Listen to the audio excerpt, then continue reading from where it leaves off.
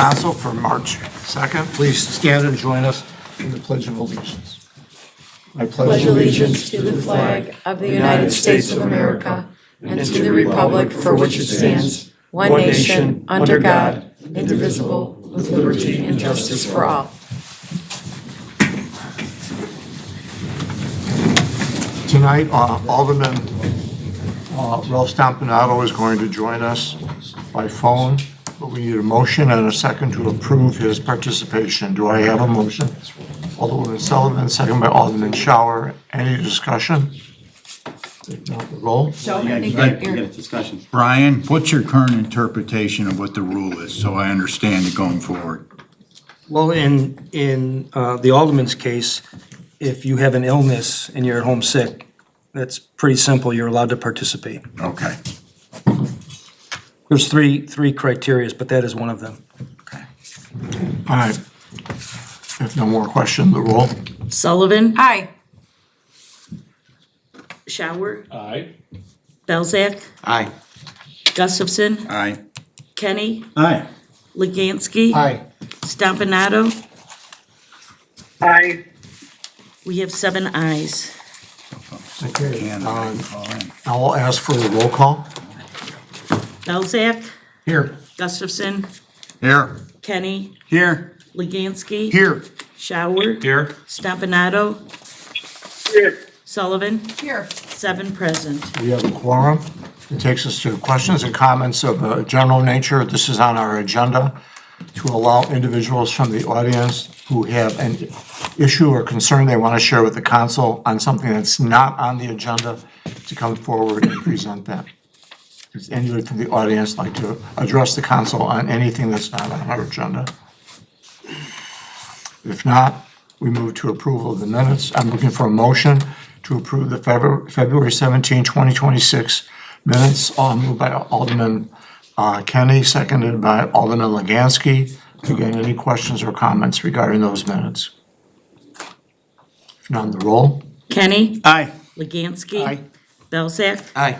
Sullivan. Aye. Gustafson. Aye. Stompanato. Aye. Shower. Aye. 7 ayes. The minutes have been approved. Receiving communications. Alderman Shower. Thank you, Mayor Marquez.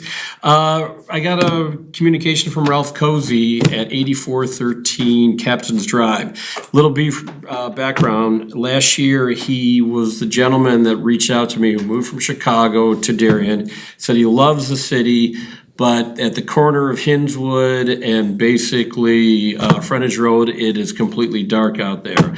Well, the light has gone up. It hasn't been turned on yet, but he noticed it. He called me directly and he said, "Ted, thank you very much." I said, "I have nothing to do with it. It's all Dan Gombeck." And he wanted to say thank you to you. So Appreciate it. Unfortunately, we can't make ComEd move any quicker, so no problem. Any idea when that's going to be turned on? Or be anytime now. cool. So anyway, he appreciates it. You know, Alderman Shower, that brings up a point. Former Alderman John Callan has pointed out to me that we have asked repeatedly for Commonwealth Edison to put a light on the pole at Oldfield Road and North Frontage Road.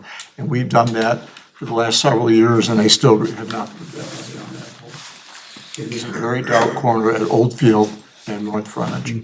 Yeah, and because that's IDOT, isn't it? It's IDOT right away and, you know, There's a it pole should be there, a you just simple have to put a request. standard on it. Jeez, oh, pain. ComEd is gonna tell you that they have to go back to IDOT, it's going back to IDOT to the permitting division, so it's been a very, very frustrating route with them. But I have a new tactic and I think I'll entertain that tomorrow. Don't tell anybody. Mary. Thank you, Mayor. I did receive a communication from Andrew Proctor, who's on Barrymore, and he had read in the patch that Darien might be looking to impose a 5% streaming tax, because that was just a dialogue we were having. We weren't voting on it, motioning on it or anything. And he said, please do not support this measure. If it is proposed, we in Illinois already pay too much in taxes. My property taxes went up by $1,000 just from moving to Darien from Downers Grove on a house that is priced exactly the same. I don't blame this on the city, but the school districts having to raise property taxes and the state of Illinois not paying the schools and the communities what is promised. So he just expressed his desire for us not to support such a measure, and I just let him know that that's not something we're exploring at this time. Alderwoman, actually, it's kind of ironic because the discussion was about abating property taxes. And there was a couple of things that were talked about, remote examples of things, but in context of things the council was not going to do. And again, it was all about abating property taxes. And that's why I'm so grateful that Mr. Proctor reached out to me directly so that I could set the story straight, because it was misrepresented in the media. It sometimes happens. Sure does. Anybody have anything else? Dan, I would like you to cover this. I got the email. As you guys know, there was an accident at the corner of Cass Avenue and Plainfield Road where a car was T-boned and went into the sign, our marquee sign. Young woman who was in that accident wrote a lovely email to me and to Mr. Gombeck, copied me, or Dan sent it to me, complimenting Jim, and I don't remember Jim's last name. Jim Kudalek, yes. Jim actually stopped there and made sure she was okay and stayed with her and greatly reduced her anxiety, she said, until the paramedics came. And she just wanted to make sure that we knew that and that we thanked him, and we said thank you to him for what he did for her. Yeah, we definitely did, and at the same time, when we get these, compliments, good or bad, we always put them on the board for the guys to see at Public Works there, so. It was really nice of him. And we have enough room at the Public Works for that, Brian. A lot of room there. Yeah. Thanks. We're in agreement. Anything else? Anyone else have a communication? Okay. Takes us to the mayor's report. Tonight, we have two individuals, one of whom I know pretty well, Dennis Brennan. When I was at Oak Lawn Community High School, Dennis was the lawyer for Oak Lawn Community High School, and as a dean of students, I got to sit there with Dennis on a lot of expulsion hearings. I hate to say that, but we did. That's when we met, Dennis. And we have Lori Carnahan. Dennis is the External Affairs Manager for the DuPage County Health Department, and Lori is the Deputy Executive Director of the DuPage County Health Department. And tonight she's going to be doing a presentation on the Crisis Recovery Center. So Lori, the show is all yours.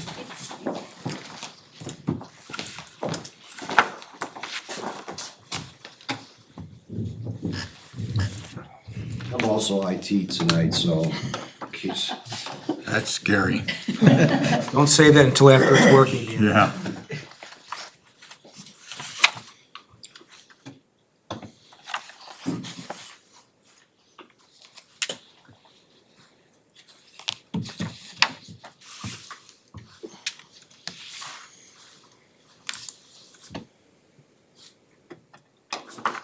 It's all yours. All right. Yep, thank you so much. All right, well, good evening, everyone. Thank you so much for having me. I'm really excited to come to talk to you about our Crisis Recovery Center in Wheaton, and really to talk about our entire crisis continuum, to make sure that you're aware that all of the residents here in Darien and throughout the county have access to all of our services 24 hours a day, 7 days a week.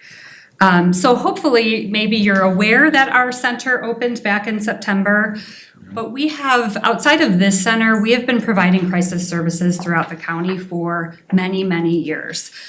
So we are the experts in the county on all things crisis intervention, and really we've been working towards building this ideal behavioral health system, which, as you can see up here, is someone to contact, someone to respond, and a safe place for help. So that is really based on the national best practice guidelines that are out there. And here in DuPage County, with the addition of the Crisis Recovery Center, we now have all of those pillars of services available for every county resident.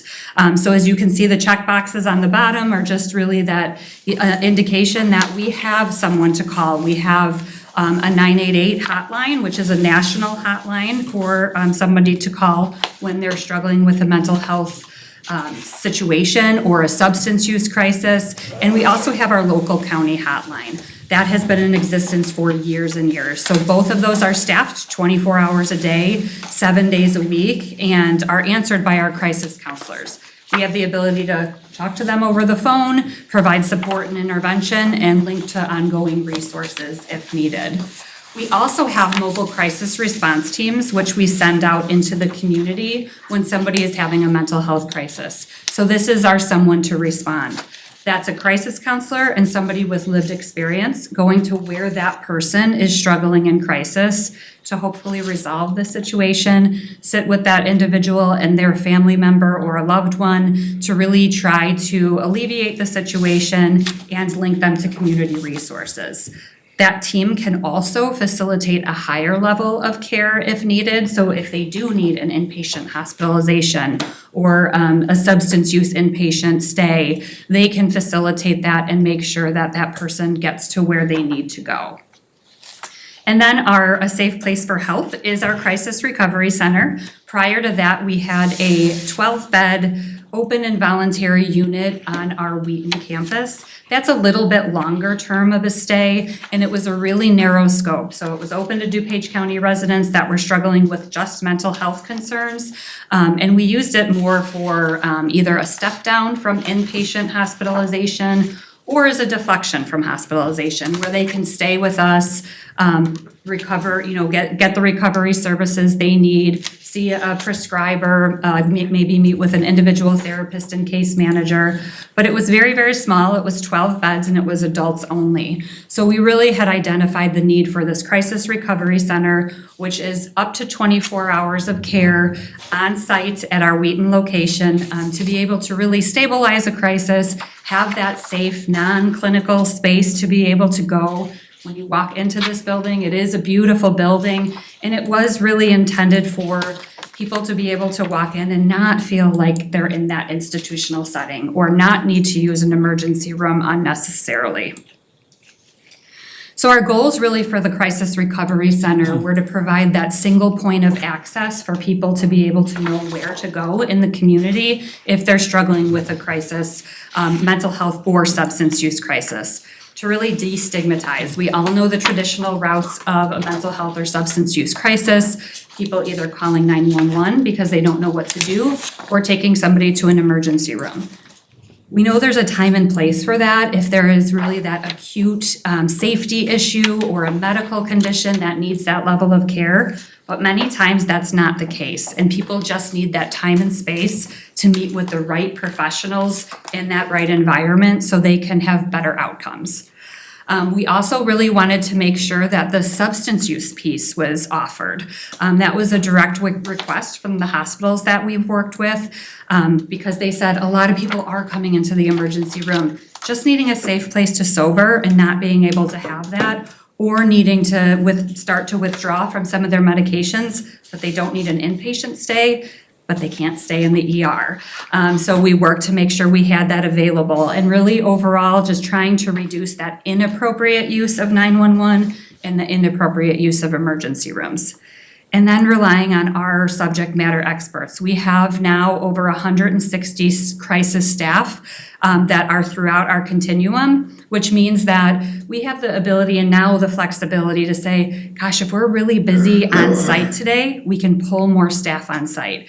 If there's more things going out in the community and we have more calls, we can send more teams out in the community. So we're really excited to be able to have this new staffing level to be able to respond at whatever volume is happening in the community or on site or in our hotlines.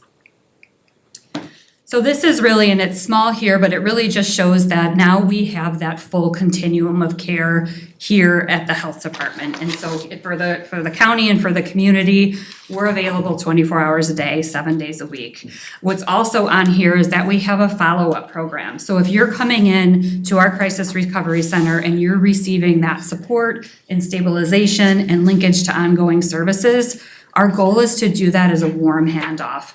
We don't just want to hand somebody a piece of paper and say, call, and we really hope that you get the services that you need the next day. We want to be able to make sure that we're talking to that organization, that we're linking them effectively. And if there's a wait list, that we're going to follow up with them until they can get to that level of care. So that's in addition to the services that we offer. So really, this is just to indicate how people are referred to the Crisis Recovery Center and then how they exit the Crisis Recovery Center. So really what you can see is anybody can refer to the Crisis Recovery Center. In our initial data that we have available for our end of the year report, self and family are a vast majority of where we're seeing these referral sources come in. And that's so important because we want the community to know that we're there. And so we'd love for individuals or their loved ones to be bringing them into us or to call our number and have us come out to them. But we're also working with schools. Our own 988 hotlines can refer. Law enforcement and EMS can drop off. EMS is still in a smaller scope. So we have 7 municipalities around CDH that can drop off. And then as of March 1st, we just added in Villa Park, Lombard, Addison, and Glenside Fire District. That'll be dropping off as well. We're expanding that slowly and being able to have that as an opportunity if somebody is medically clear and is truly in a mental health or substance use crisis that we can handle, they can be diverted from the emergency room and come directly to us. Hospitals are working with us to refer back and forth in many community providers. We don't want to be the one providing all of the services for mental health and substance use. We really want to be that space for there's something going on at that higher level of crisis intervention. And then as you can see, we're working to link to ongoing partners. The health department has a variety of services that we can offer, but we're just a small part of the community and of the organizations that provide mental health and substance use. So it's really working with our organizations for outpatient services. If they need, inpatient stays, we can provide that. We can provide that linkage. But our goal is really to hopefully send them home with community resources and a plan for ongoing care. So if you come to the Crisis Recovery Center, we have 3 specific areas, 2 for mental health. So one area is for adults struggling with a mental health crisis, and one area is for youth struggling with a mental health crisis. Each of those areas have 12 semi-private spaces where you'll see really comfy recliners that they can be back there by themselves or with a loved one. But then there's common area spaces that they could be up and about. They can have light snacks or light meals while they're there. And it really provides all of those professionals and all of the services to come to them in one setting while they can really have that safe and calm environment to help decompress and really work through those crises or the crisis symptoms. And then we also do have an area specific for substance use and sobering. So there are 5 sobering stalls, which is really, it's a bed very low to the floor that if somebody wants to come in and just have that safe place to sober, we'll allow them to do that. So they don't have to go to an emergency room. We have EMTs on site 24 hours a day, 7 days a week to monitor vitals and make sure they don't need that higher level of care. And then we also have an area, we have 6 beds. That's the only place in the building that they can stay over 24 hours, and that's for withdrawal management, really from alcohol and opioids. And so that is monitored by our substance use medical director. So it's not a medical level of care. They can't have IVs, they can't need those types of things, but they can get medications that really help ease their symptoms while they go through withdrawal. So really, we really just wanted to make sure that everyone here was aware of the services that we offer and make sure to understand where to find us. So on our website, there's a lot of information that you'll see. You have the printable materials, but that is all on our website available to print and download as much as you can. We also do want to share that we do have this, our first report that just came out that is talking about our initial volumes. So everybody has one. It's also linked on the website, but we're really excited to see the impact that we're already having. So we've had over 745 assessments on site just by the end of the year. So we're continuing to see that. We're seeing referrals from all different areas. We're seeing youth come on site, which is really, really big for us because that was a service that really wasn't offered on site before we opened. And we're continuing to be out in the community just as often. So we had over 800 off-site assessments where that mobile crisis team was going out. We're continuing to answer our 988 and our crisis hotline. So as you can see, it's really that full continuum of care. And we want to make sure everybody's aware of that. So if you can't come to us, we can come to you, or we can start that phone call and make sure that we have people available to help work through that crisis situation. So the location is 115 North County Farm Road. If you haven't been able to see it, it really is a beautiful building. It's exactly what we really wanted it to be for our community, and was really built with the client in mind, with the person that's struggling to really make sure they have what they need when they're in crisis. So we're there when we need us. And then lastly, we do have an email address specifically for the CRC. So if there's questions, or if you have an organization or a group of individuals that you feel like would be, it'd be good to educate them on the Crisis Recovery Center and what we have to offer. We also have a speakers bureau. We have presenters going all over the community to be able to share that information. And we just sat in my Rotary meeting about Oh, there you go. about 6 weeks ago. Yes, yes. Hopefully sharing all the same information. Sounds very familiar. Yes. Go ahead. For the children under 18, do you have to involve the parents in this process? So they do have to be with a parent to be back in our youth area.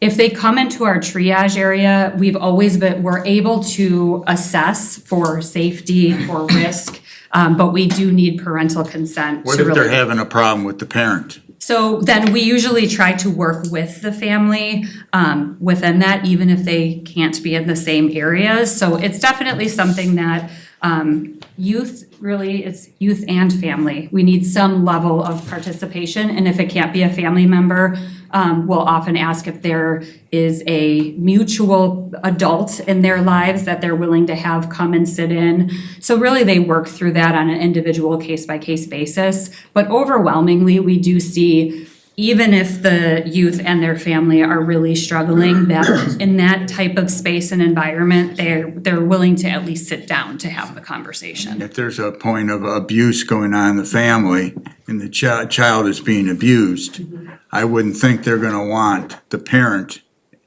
there Yeah. with them when they're going through that process. Yes, and if it's to that level, then we have all our regular protocols of we get DCFS involved pretty immediately. If there's a risk that something's going on in the Yeah. home, our counselors are all trained in that. And then DCFS would actually come and assist us on site.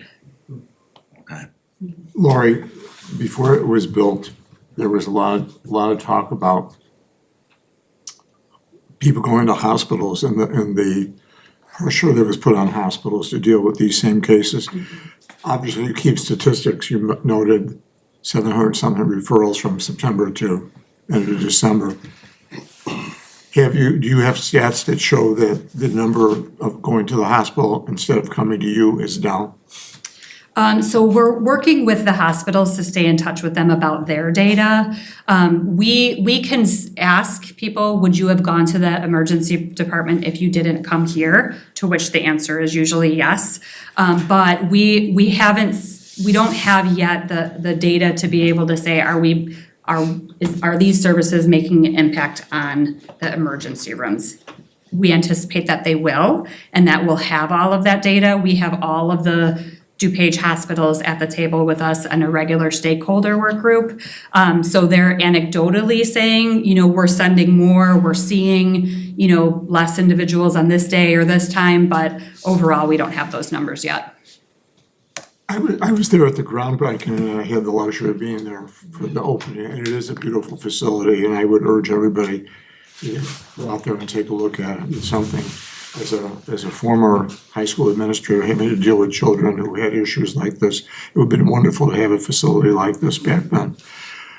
We have a full-time social worker on staff with our police department. How are you working with people like that? So really with all of our community partners, we want to make sure that people have the resources they need. So if they're coming to us for that initial crisis, if the social worker from Darien can help support that follow-up, we're referring there, just like we're to community agencies. A lot of times people are actually referring to us from a crisis, and then we work with them to say, okay, how do we work together? Because again, we're not gonna be the ones providing all of the ongoing services. So a social worker here or at other organizations, we need them to be able to follow up and provide those connections as they, hopefully get on their path to recovery, and then they're really helping support them the rest of the way. I realized, this was about a $25 million building. But I also realized that it's gonna cost money every year to keep this facility running. How are we funding the services that are so critical? Yes, so we're doing it in many different ways.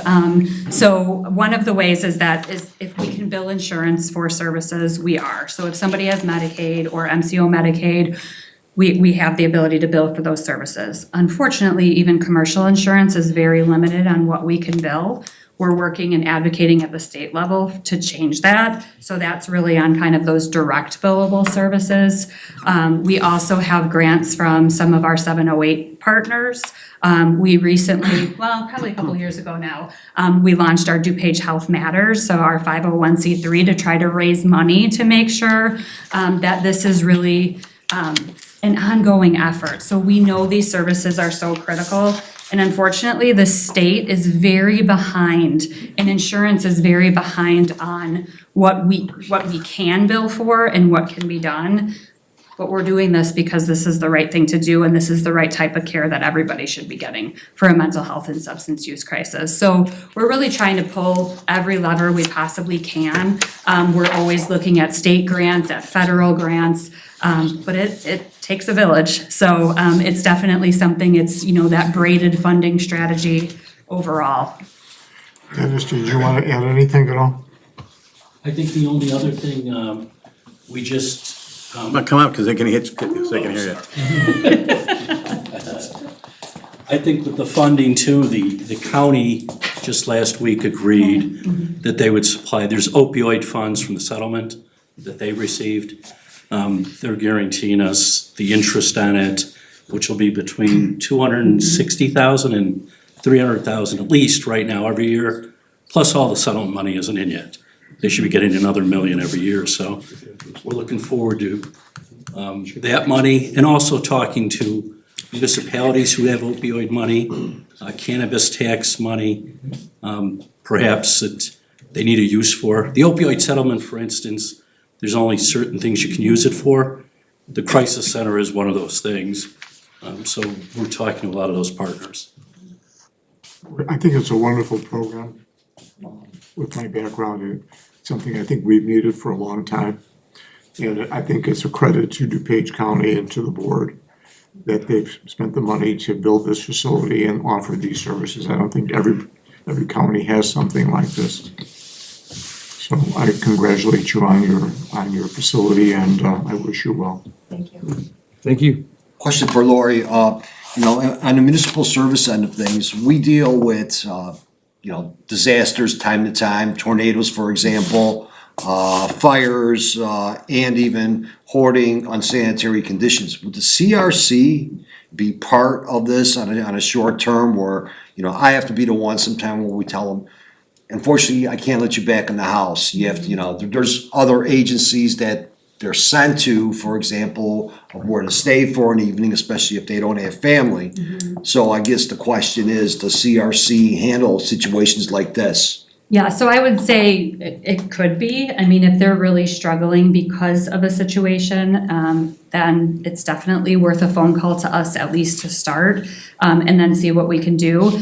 We also have a trauma and disaster team that is really in addition to all of these services that I talked about, and it is very specific for a community event, whether it's a tornado, a fire, a completed suicide at a school. They go out and really help to debrief and support whoever it is in need. So it's a little bit outside of crisis intervention and is more debriefing and support.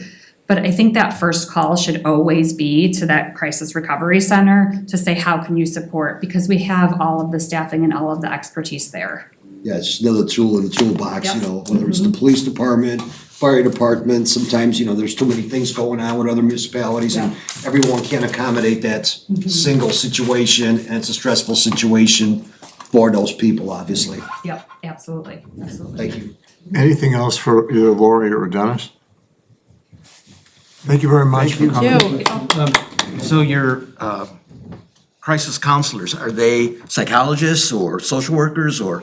So combination, so it's either bachelor's or master's in counseling or social work. So we have a lot of different staffing levels. We have crisis technicians that are there to really help monitor the milieu and kind of what's going on there. And then we do have the bachelor's level and master's level clinicians. We have licensed clinicians. And then we also have prescribers available. So if somebody needs a psychiatric evaluation or a substance use evaluation, they have access to that. So really it runs the whole gamut. Again, thank you very much. All right, thank you so much. Okay. If you have a chance to get out there and see this facility, it really is a lovely facility, and I would urge all of you to spend some time out there. All right. That takes us to the city clerk's report. Joanne? No report this evening, Mayor. Thank you. City administrator, Brian? No report, Mayor. Thank you. Department head information questions. Any questions for Mr. Gombeck or for Chief Thomas? Dan has a presentation tonight, so we'll turn it over to Dan. Thank you. 2 PowerPoints in an evening, wow. All right, so good evening, Mayor, City Council, our viewing residents, and of course, our patrons here this evening. My report this evening focuses on tree management for the city's approximately 9,000 parkway trees and various public trees throughout medians such as 75th Street that the city basically owns and maintains. If you recall, December of last year, the council approved a proposal from Davy Resource Group or Davy Tree, the same corporation, to conduct a comprehensive tree inventory, which is basically a database. And through this city council agenda memo that was approved, there's a grant with it, and that grant was in the amount of $53,000.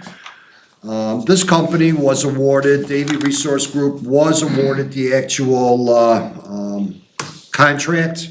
And the grant was brought forth from the Inflation Reduction Act or IRA funds. And again, it's also part of the U.S. Forest and Illinois Department of Natural Resources.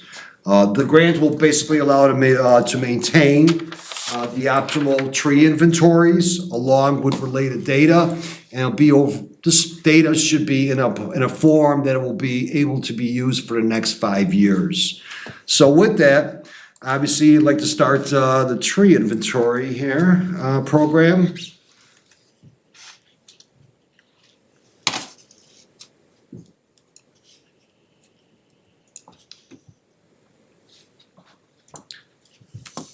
So what you're gonna see out here is what is Davy Resource Group using for tools, vehicles, so on and so forth. They will have vehicles that are clearly marked and identified.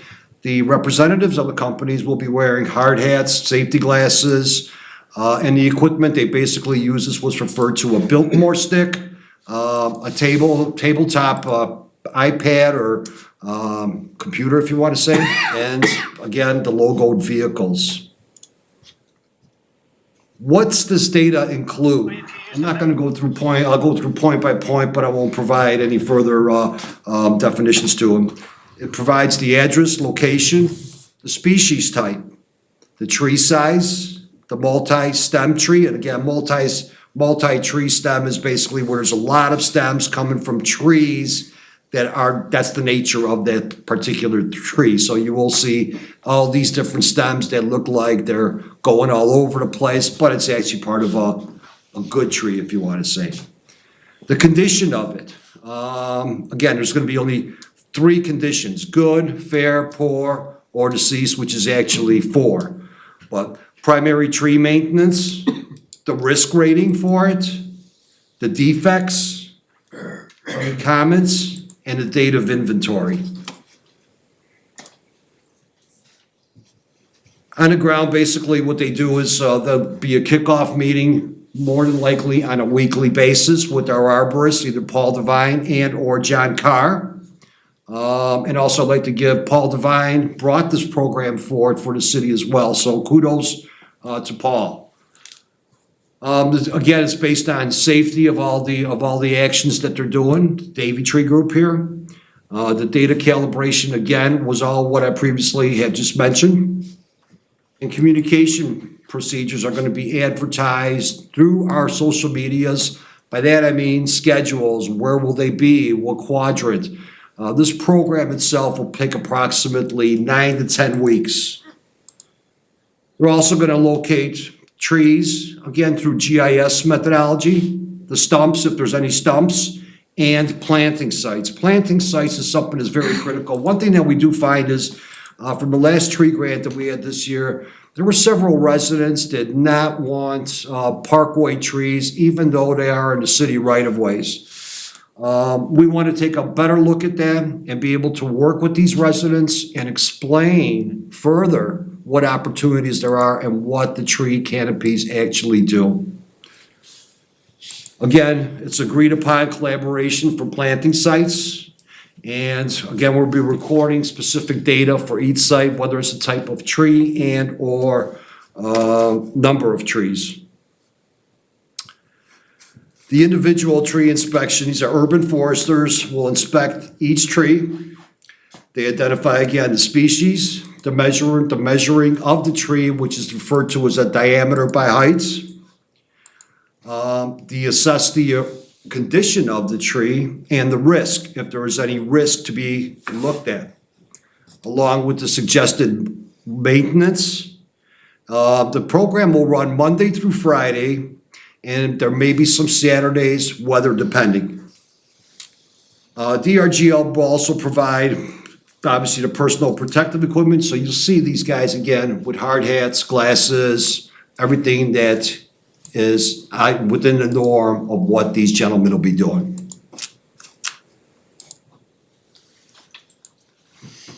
If there's any questions, residents have the opportunity to contact Darien Public Works Municipal Services for additional information at 630-353-8105. Also, what we may be doing, we're just looking at IT, whether or not we can set up a separate email that will refer only to actual trees and go to a specific person. So in case we do get bombarded with phone calls, that there's not, 10 individuals per se handling it. Other than that, this was part of a program that we were required also to do. There's more protocols that are required to fulfill this grant. This is just one of them. So if there's any questions, be more than happy to entertain them. Yes.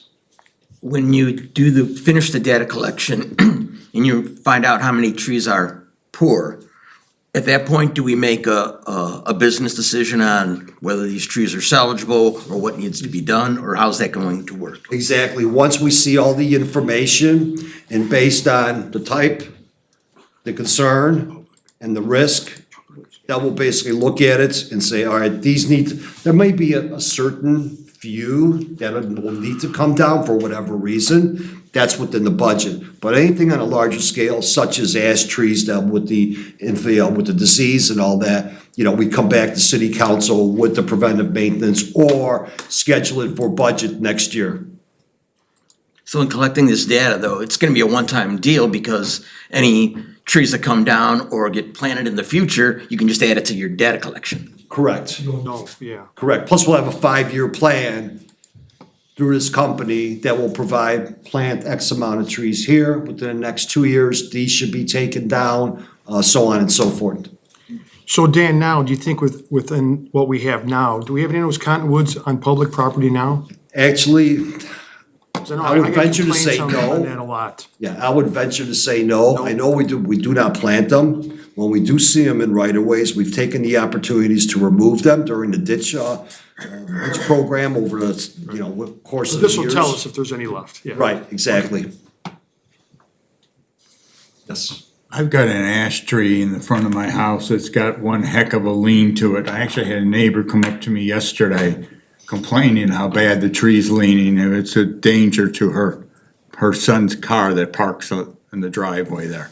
Are they gonna look at that too? Yes, and that's the tree you've been telling me for the last Yeah, couple of years. for the last Yes. 10 years, I know. Now her son's parking back there though, so now it becomes an issue. It will be evaluated, Okay, and you will have the opportunity to speak to the representatives as well. good, maybe I'll have him speak to her. Okay. Anything else for Dan? Okay, thank you, Dan. Thank you. Thank you. All right. Any questions for Chief Thomas? All right. Move on to the treasurer's report, Mike. Mayor, requesting council's approval of warrant number 252621 in the amount of $754,604.08 from the listed funds. Payroll for the period ended February 19th, the amount of $334,281.56. Total will be approved $1,088,885.64. Motion to approve. Alderman Belzak, seconded by Alderman Kennedy. And again, questions or comments? Round the roll. Belzak. Aye. Kenny. Aye. Sullivan. Aye. Gustafson. Aye. Stampanato. Aye. Legansky. Aye. Shower. Aye. 7 ayes. The warrant has been approved. Takes us to standing committee reports. Do any of the chairs like to share any information? Alderwoman Sullivan. Thank you, Mayor. The Administrative Finance Committee of a whole that was reviewing and having great conversations about the fiscal year '27 budget concluded last Wednesday, so there will be no more meetings that were previously scheduled, which would have been this Wednesday and the following Wednesday. The budget will be presented in a public hearing to the city council on Monday, April 6th, with the vote taking place that night. And that evening, just the regular admin finance committee will be meeting on April 6th at 6 PM. Thank you, Mary. Alderman Belzak. Thank you, Mr. Mayor. Municipal Services Committee unanimously approved everything that's on tonight's consent agenda at our February meeting. Our March meeting will take place on March 23rd at 6 PM in council chambers. Thank you. Alderman Kenny. Thank you, Mr. Mayor. The police committee will meet on Monday, March 16th, 6 PM, across the parking lot in the police training room, pending agenda items. Thank you. We had a Darien Action Committee meeting on Saturday. We went from about 9 almost to 11 o'clock. We had representatives from a lot of our major organizations. The point of discussion was the 250th anniversary celebration and how we're going to incorporate all the groups into that celebration. We had some really, really nice ideas. I'll give you one, for example. They are thinking of developing a mural which they would paint on plywood, and they would actually construct the mural on the corner of 75th and Cass by Old Day School. And Dean Rotkin had an idea that in conjunction with that, they would do a time capsule. We'd be able to put everything in a time capsule that they would bring up long after we're gone. But that's just one of the many, many ideas. We had every group suggest how they could become involved in this activity. So we're really pleased. And when we get the minutes, we'll get those out to you so you can see that. That takes us to questions and comments, agenda related. Do any of the aldermen or the audience have any questions regarding any of the agenda items? If none, we'll move to old business. There being none, we move to the consent agenda. And I please like to note that item I. You just missed it. Talking about our residents, I think the Should be chair agenda talked. under, should be under new business. But her time to talk is Her during. time to talk is now. No, her time to talk is Stan, under questions new and That's our business. comments, time to talk. agenda related, number 14. Audience speaks during comments. She could have presented, Questions. she presented any, but Now's the time, yeah. All right. I can speak at number 18 on the agenda. That's what you're speaking on now in preparation for that agenda. We take agenda item questions at this point in the agenda. Prior to the council discussing the issue, so you'll have a chance to talk to the council before they discuss that. Come on up. just state your name. up or no? Up here. Yeah, come on up. Say 3 minutes if you want. Yeah, sorry, I thought I was gonna speak at 18, that's why I was waiting. My name is Grace Quack. I live in Darien at 2510 Abbey Drive. And I guess I am gonna speak about, where is it?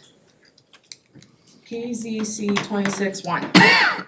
So this is the 75th Street redevelopment, I believe, or development. That's the property between Haroldsson's and Marketplace of Darien. So I'm one of the residents that is along the residential property line to the south. Sergio, who's my neighbor and abuts the rest of the property to the south, he couldn't make it today. He was present for the first meeting, which was with the planning and zoning, as well as Steve, who's behind Haroldsson's, so it doesn't directly abut the property, but kind of an angle view. He also came to the Planning and Zoning Commission meeting. And then in your packet, I believe you have a letter that was written on behalf of all three of us for that meeting. So I'm just gonna cover at a high level some of this and then some of the things that have happened since. And also Steve couldn't be here either today. So in general, as stated in the letter, as the residential neighbors, we fully support this development, obviously with it being rezoned to B2, with a couple considerations, and the main ones being that B2 zoning requires a fence be put at the residential property lines, which is in our backyards, which today is a wooded area, as well as some grass. And so we are asking that no fence be put in. And just to note that Haroldsson's has a fence, but not at the residential property lines, across 6 properties back there, 4 to the west of it, and 2 directly south of it. And then the townhomes that are called Abbey Woods are to our east. So we're the last 2 homes. If you think of coming down Cambridge, coming down Abbey, 6 of those properties have have backyards to Haroldsson's. The last 2 homes that are gonna now be adjoining a business property are mine and Sergio's. And then the townhomes start, which obviously have Marketplace of Darien behind it. Which also doesn't have a fence. So one of the reasons we're asking that no fence be put up is that it doesn't fit the rest of the business district there, what's been put in over the years. And it would also just be essentially a wall with no sides. So that's the high level, and instead we said, okay, instead of a fence, let's reinvest that money into landscaping to replace some of the trees that are gonna be taken down. So I'm gonna fast forward through some of this, I've already covered. Ma'am, excuse me not to interrupt you, but on the public comment, there is a 3-minute time limit. Yeah, that's what I'm trying to, So I've shut that off for now. Just, I wanted to make sure you're aware. I don't know if it was mentioned prior. It wasn't. okay. So then the other sorry, should I continue? Yes, another minute's fine, sure. Okay, so then the second thing was about the refuse container, which was already discussed at prior meetings at both, planning and zoning as well as municipal services. So fully supporting that. And then since then, we've met this past Wednesday. Hussein, which is the GC for the owner, on his behalf, met with the residents as well as Alderman Gustafson in our backyards. Because I think we felt that it's a whole different experience when you're standing there to understand what we're talking about versus looking at satellite views about what this impact will be.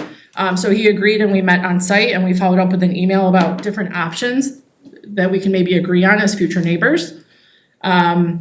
And so we sent those over in an email, and from what I understand, as of this afternoon, I got a phone call from Hussein, so I hope I'm not, that the owner, which is also Hussein, which is here, I don't want to say if this, okay, has agreed to file a variance to remove the fence.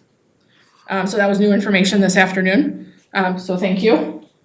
So then on behalf of the neighbors, based on that information, our ask today of the city council is obviously move forward with this rezoning and site plan with the refuse as already has been talked about. But I would ask, since the neighbors have all agreed with the new owner, business and residential, let's not put more burden on them to have to go through this variance. Our ask would be if you could move forward with approving everything with no fence required. Thank you. I'd like to ask a question, and the reason I ask is my sister Joanne owned Correct. that house. Yep. I think it's the house you're in. I spoke to her actually because of this property and to your brother-in-law. And I remember she had a line of trees or something in the back. Yeah, those are on their property, not That's ours, not, not and then hers. the house next door had nothing back there and it was just, went all the way back. It had like, looked like it had a large Harold's. backyard. Yeah, so behind Haraldson's is a big, there's about, I don't know, I thought it was 50 feet, but I believe it might be even more Yeah. from the back property line, so that's behind Steve and some other neighbors. There's at least a 50-foot buffer behind Haraldson's on all sides from the residential properties, and their fence is more inside. So maybe that's what you're thinking of, right behind this home, my house, which is originally your sister's home. They maintained about 44 feet of grass that is actually part of that property. Right. Because the previous owners, I don't know what the agreement was back then, the 10 years I've lived here, they did not clean up anything, so Did you say you talked to my sister? I did. And your brother-in-law, last year. Because I haven't talked to him for a while, so tell him I said hi. Last year I talked, or after the car wash thing, I talked to him at some point in the past few years, but yeah. Okay, But the trees are closer, so for me, the trees are about 44 feet in, so I maintain that grass. yeah. And then behind Sergio, the trees are more closer to his property line. All right, well, thank you. Okay, thank you. Thank you. So Dan, how can this process work then, going forward? Well, in a nutshell, Yeah, what you have in front of you this evening, the recommendation will be to approve as is presented. okay, As is presented means that the fence currently has to be installed. Should the developer, owner want a variation from that fence, he will need to come through the variation process, starting with the Planning, Zoning, Economic Development Commission, followed by a recommendation to the Municipal Services, followed by a recommendation to the full City Council. Process approximately 4 to 6 weeks, pending on the variation and the timing of the legal requirements. but The that City doesn't, Council does not have the authority to waive this zoning condition. Has to go that through the doesn't process. stop him from moving forward and tearing down the home and, Correct, that's what Right. that's what I just mentioned, to move Okay. forward with the process as is presented this evening. but then we can come back to the fence issue after the fact and not put the fence in. The fence right now is part of the package for this evening. If he does, if the owner doesn't want the fence, Right. he will be required to submit an application And we'll for go the through the whole variation. process for the fence itself. Correct, correct. So if it's 4 months from now and he's ready for his certificate of occupancy and he hasn't submitted a variation, certificate of occupancy will not be issued until that fence is installed So the key is to get the variation put in right away. immediately. Okay. Okay. We can discuss this point further. We're gonna move item I to new business. So we'll have more of a discussion when we get to that point.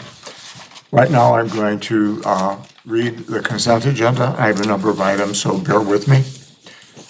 Item A is consideration of a motion authorizing the mayor to enter into a contract with Builders Paving LLC for the 2026 street program as per the following schedule of pricing pending 2026-2027 budget approval. Base bid, $1,239,444.12. Alternate 1 patching, $88,500. Alternate 2 Cass Junior High School, $175,147.21. For a total not to exceed $1,503,091.33. Item B, consideration of motion authorizing the mayor to execute an intergovernmental agreement between the city of Darien and Cass School District 63 for reimbursement of parking lot paving maintenance at 8502 Bailey Road to be completed under the city of Darien's 2026 road maintenance contract with Builders Paving LLC, utilizing contract unit pricing in an amount not to exceed $175,147.21. Item C, consideration of a motion to award a contract with True Green Limited Partnership for various fertilizer applications for turf areas, planting beds, weed control within riprap areas, and tree fertilization for 75th Street in an amount not to exceed $62,067 for the 2026 landscape fertilization services. Item D, consideration of a motion authorizing temporarily waiving certain building permit fees for a period of March 3rd, 2026 to April 30th, 2026. Item E, consideration of motion authorizing the mayor to execute a 2-year intergovernmental agreement with the County of DuPage for mowing along the county roads and the right-of-ways. Item F, consideration of a motion accepting the expenditure of budgeted funds for the purchase of a 2026 Dodge Durango Pursuit all-wheel drive sport utility vehicle from the Napleton Fleet Group in an amount of $40,324. Item G, consideration of a motion to approve an ordinance amending section 3-3-7-5C of the city code to expand the number of Class E liquor licenses from 5 to 6. Item H, consideration of a motion to approve an ordinance approving a final plat of subdivision PZC 25-1, Dave Muley, 2220 Manning Road. And item I, consideration of a motion to approve an ordinance amending Title 5A, Chapter 11, Section 5A-11-2, off-street parking and loading requirements of the Darien City Code, PZC 2025-04, for commercial vehicle text amendment. Motion to approve. Alderman Shower, seconded by Alderman Belzak. And the roll. Shower. Aye. Belzak. Aye. Sullivan. Aye. Luganski. Aye. Kenny. Aye. Gustafson. Aye. Stompanato. Aye. 7 ayes. The consent agenda has been approved. Under new business, item A, consideration of a motion to approve an ordinance abating certain taxes previously levied by ordinance number 0-50-25. Motion to approve. Alderman Shower, second by Alderwoman Sullivan, and discussion. Mr. Bannon, do you want to? Yeah, just briefly, annually, the city council and all the other taxing districts within the residents or businesses levy taxes, and they do that usually in November of the previous year.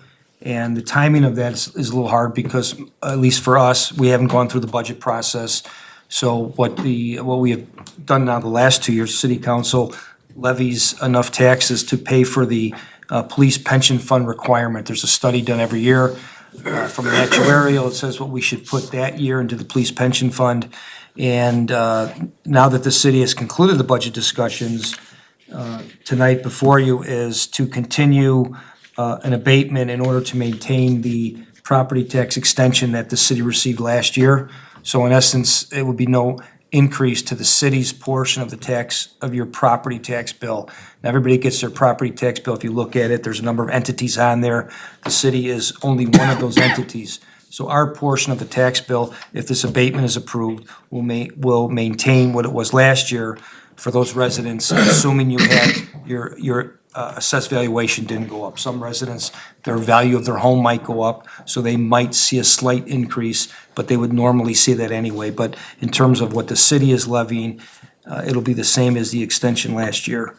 And at least the 3-year budget that the council will see in a few weeks shows that maintaining that property tax at the level with the abatement tonight would be for all 3 years. And I just want to mention in layman's terms, this means your property taxes, this will be 17 years and we have not raised property taxes in the city of Darien, 17 years. So, I don't want, residents are always familiar with the term abatement, and so I wanted Mr. Vanna to explain that. But I want to say it even clearer, there's 17 years now that there's no property tax increase in the city of Darien. Well done. We got a motion and a second. Any other discussion? On the roll. Shower. Aye. Sullivan. Aye. Stompanato. Aye. Luganski. Aye. Kenny. Aye. Gustafson. Aye. Belzak. Aye. 7 ayes. Item B, consideration of a motion to approve an ordinance abating property tax heretofore levied by ordinance O-11-18. Motion to approve. Alderman Kennedy, second by Alderwoman Sullivan. And discussion. This abatement is more routine. It comes before the council every year. This is a bond that was issued for water system improvements. The principal and interest for the bond is paid through the water revenue. So again, this is the time to abate those taxes and not collect those from residents. Discussion. If not, the roll. Kenny, Aye. Sullivan, Aye. Belzak, Aye. Shower, Aye. Gustafson, Aye. Kenny, Aye. Legansky, Aye. Stompanato, Aye. 7 ayes. Item B has been approved. Item C, consideration of a motion approving the 2026 Summer Concert Series as outlined in Exhibit 1 and authorize the mayor to approve the required agreements. Motion to approve. Alderwoman Sullivan, second by Alderman Belzak, and again, discussion. Anything? If none, the roll. Sullivan, Aye. Belzak, Aye. Legansky, Aye. Gustafson, Aye. Stompanato, Aye. Kenny, Aye. Shower, Aye. 7 ayes. The item C has been approved. Item D, consideration of a motion to approve an ordinance rezoning property from R1 to B2 and granting site plan approval for the construction of a commercial building, PZC 261 at 2505 75th Street. Mr. Hussein, is it Koida? That's what GC, he's not here. Okay. Motion to approve. Alderman Shower, second by Alderman Belzak, and now discussion. Bill. This is in my ward. I just want to thank the developer for selecting Darien. I think this is going to be, at the end of the day, an excellent addition to the city. So I encourage him to work with Grace and the neighbors there and just work out the issue with the fence and get that taken care of.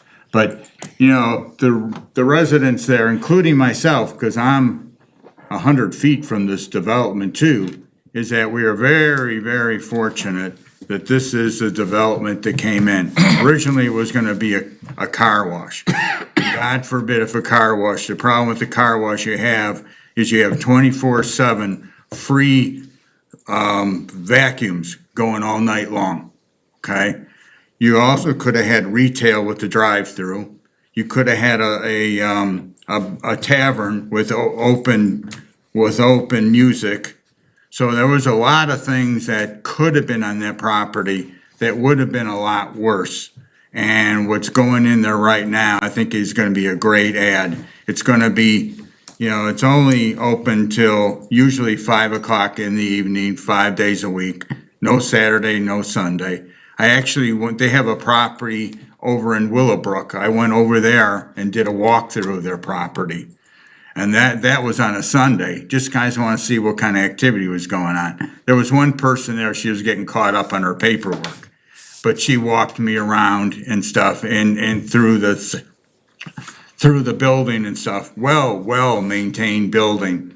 And I tell you, we're going to be extremely fortunate to have, and I believe long-term, they're looking to move out of the Willowbrook location. So they'll have their corporate office will be here too, and I believe they have one other office in Texas, one other location. So I just want to thank everybody. We just have a little tweak with the fence, and we'll get this issue worked out, and then we can move forward on it. But thank you very much. I'd like to introduce the business owners. Hussein Yes, Hussein and Shahab. Tariq. Tariq, yes, operation Would manager. you like to come forward and add anything? Good evening. Hi. Thank you very much for you guys to approving it. Our manufacturing sign business. We've been in the business for the last 15 years. We do have an office in Texas as well. Yeah. And we do have a background commercial, rather, all that kind of stuff. We do have a retail store in Chicago. It's been there for the last 4 years. So that's how we started our business. Well, Welcome. Yeah. Jerry? My only question, is, I appreciate that you're working together with the neighbors. Dan, so now if they agree not to put up the fence, is there any requirements on like how many trees have to be put up, or do you have to put up trees? Is there anything that in lieu of the fence has to be done to make sure everybody's on the same page is all I'm throwing out? So right now, the fence regardless has to stay. It will be installed unless the variation comes in. Understand. The landscaping plan, there is a landscaping plan, and the landscaping plan needs to be submitted per the points that are within the code. So X amount of daisies, for example, equals 40 points. So there's a whole total point system that he has to achieve through various species, plus the area in the back is a BMP section, which refers to best management practices, whether they're native plantings in in some type of bioswale per se. So that all has to get submitted, and that gets reviewed by the engineer, our engineer. DuPage County does not have to review anything here. Thank you. Any other questions? If none, the roll. Shower. Aye. Belzak. Aye. Gustafson. Aye. Sullivan. Aye. Kenny. Aye. Legansky. Aye. Stompanato. Aye. 7 ayes. It's been approved. Gentlemen, welcome to Darien. We look forward to. Welcome. Thank you. Thank you very much. Thank you. And thank you for being open-minded about the homeowner and their needs. Appreciate that. Yeah. Appreciate all your time and effort. Thank you. Thank you. That takes us to questions, comments, and announcements of a general nature. Anybody? Jerry? Thank you, Mr. Mayor. I just want to make a comment on the consent item I in terms of the parking. I just want to say, give kudos to the municipal services and planning and zoning. I was in the audience back in December when this thing first came up, and the room was filled. Yeah. And a lot of people were disappointed. There was a lot of maybe questionable press out there as well. And I really want to say thanks to Alderman Belzak and Alderman Stompanato and Alderman Shower for listening to the residents too, and taking their concerns and writing this to where, no one came tonight. So to see where this topic was in December till now, Yeah. I just want to say, good job, really. So thank you. Yeah, I agree. I was at all those meetings and it was well done. Big Contentious. thanks to Yeah. Dan. Really, that's where, again, we're working with the community, working with the residents, and, again, I think you guys did a great job, so thank you. Very well done. Mary? Just a reminder that on Friday evening, March 6th at Alpine Banquets, we will be celebrating our Darien Citizen of the Year, Deborah Euler, along with some other amazing service and volunteer club organization honorees. The program starts at 6 o'clock with cocktails, dinner at 7. Reservations did close last week, but if you're eager to go and you did not get your reservation in time, please reach out to City Hall as soon as possible tomorrow at 630-852-5000 to see if you can still get yourself some tickets. But it'll be a great night. It's a real, opportunity for us to make a celebration out of the amazing things that make Darien such a nice place to live, which are the residents and the people who give back. So I want to thank Bonnie Kucera and the Citizen of the Year Committee. They worked tirelessly selecting an individual and then planning the event. There's a lot of coordination that goes into it, and truly this would not be possible without them. This is all volunteer done. Very little staff time is spent on this. This is done by a City of Darien committee full of volunteers, and I'm very grateful for their service. Thank you, Mary. Anything else? Alderman Belzak? I just want to remind everybody that this Sunday is the Lions Club Annual Pancake Breakfast. That'll be March the 8th. It's at Eisenhower Junior High. I believe the doors open at 6:30 and until about noon. So come enjoy your pancakes and support the Lions Club. I wanted to note that as of last Thursday, we advertised for the Hometown Heroes program. The Hometown Heroes program provides residents an opportunity to nominate a current or former Darien resident who is serving or has served in the military. And to date, we have received 9 applications already in less than a week. Many thanks to Modell Funeral Home. Chris and Andrew Brunson are picking up the entire cost. The banners are about $70-something a piece, and they're gonna pick up the cost for 50 banners. We're only gonna put 50 banners up because, as Dan told me, we only have 70 light posts, and we have to put some other stuff on those other 20 light posts. So the first 50 will be the ones that we'll take, but again, I wanna thank Andrew and Chris for their generous donation, and Jessica has already worked on what the banners are gonna look like, and they're beautiful. It's really gonna be a nice touch. These will be up from Memorial Day until Veterans Day, and I think it's gonna be a real honor for people to see a family member's picture up on those banners. Anything else?